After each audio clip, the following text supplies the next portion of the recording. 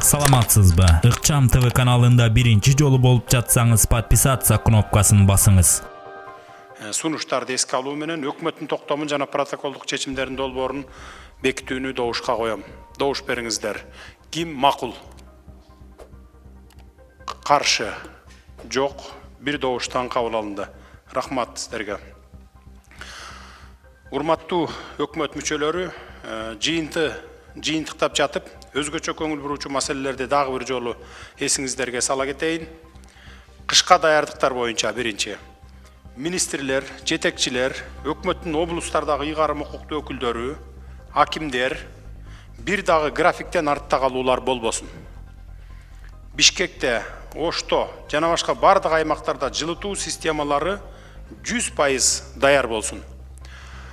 Ар бир региондогу көмүрдүн баасы, запасы, сатылуучу пункттар боюнча коомчулукка жума сайын маалымат берилип турсун. Электр энергиясы, газ үзгүлтүккө учурабасын.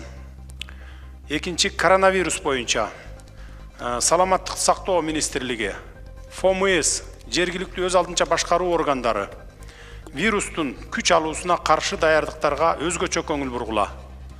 Учурда бир күндө 500-600дөн жаңы учур катталып жатат.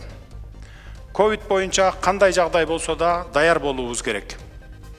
Ооруканалардын, күндүзгү стационарлардын кабыл алуу жөндөмдүүлүгүн, дары-дармек запастарын, аппараттардын иштешин, жеке коргонуучу каражаттардын жетиштүүлүгүн катуу көзөмөлгө алуу зарыл.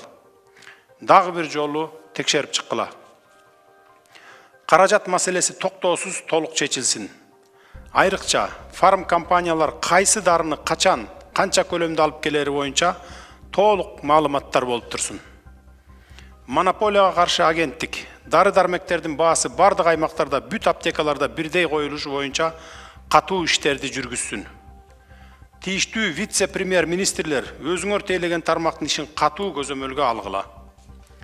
Бирок кандайдыр бир вирус чыкса, медицинаны кыйнап дүрбөлөңгө түшпөй, саламаттык сактоо жаатында кардиналдуу өзгөрүүлөргө заманбап медицинага барышыбыз керек.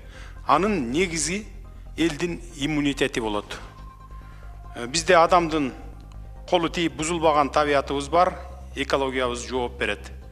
Биз улуттук иммунитетти көтөрүүнүн үстүндө иш алып барсак болот. Бул багытта кийинчерээк буюрса сөздөр болот. Ушуну менен бүттүк, башка сөз болбосо жыйынды жабык деп жарыялайм.